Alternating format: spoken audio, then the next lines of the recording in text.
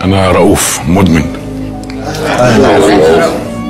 أنا عامل لغاية دلوقتي 8 سنين و5 شهور، وممكن أقولها لكم باليوم والساعة كمان، لأن أنا الحقيقة بحسب تبطيلي بالساعات.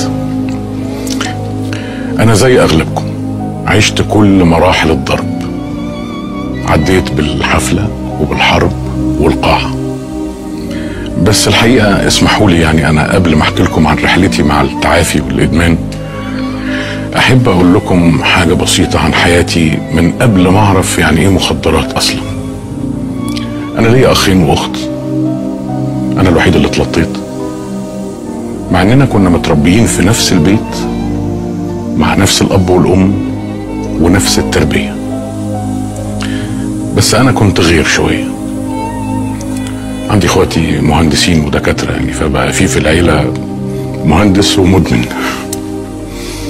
انا كنت خجول شوية، حساس، بتكسف، يعني نقدر نقول بلغتنا دلوقتي يعني منحسر. بس انا بقى كنت منحسر على طول، منحسر كتير. كنت عامل لنفسي عالم خاص جدا بيا، وبختار في العالم ده حاجة معينة افضل ماسك فيها لغاية ما اجيب اخرها. شوية لعبة، شوية ابقى مهووس بحيوان، آلة مزيكا، لغاية ما وصلت لمرحلة المراهقة. بقيت ببقى مهووس بحاجات اخطر شوية. اتهوست بالعربيات، موتوسيكلات، شوية كورة، باراشوتات.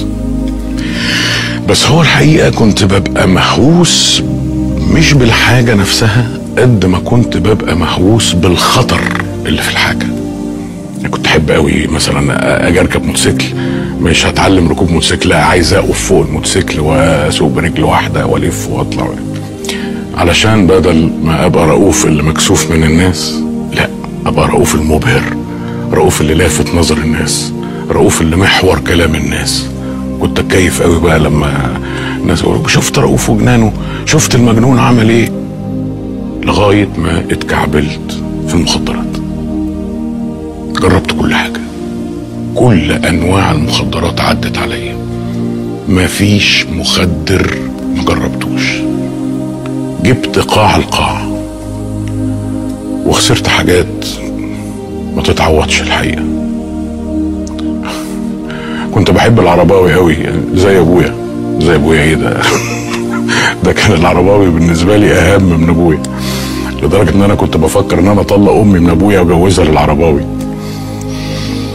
انا وصل بيا الحال ان انا كنت بروح له البيت، اخدمه وانضف له البيت واحمي له عياله، كأني بالظبط شغال عنده. امي رقدت من عمايل السودة طبعا.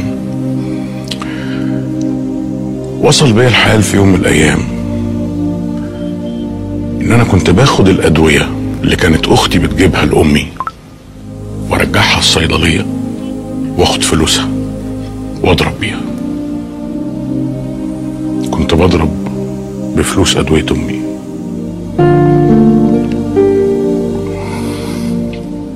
في ليلة من الليالي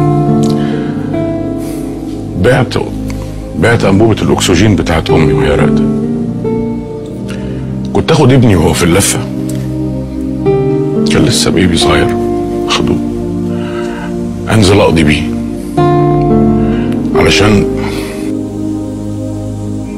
علشان اخبي المخدر في هدومه من الكمين.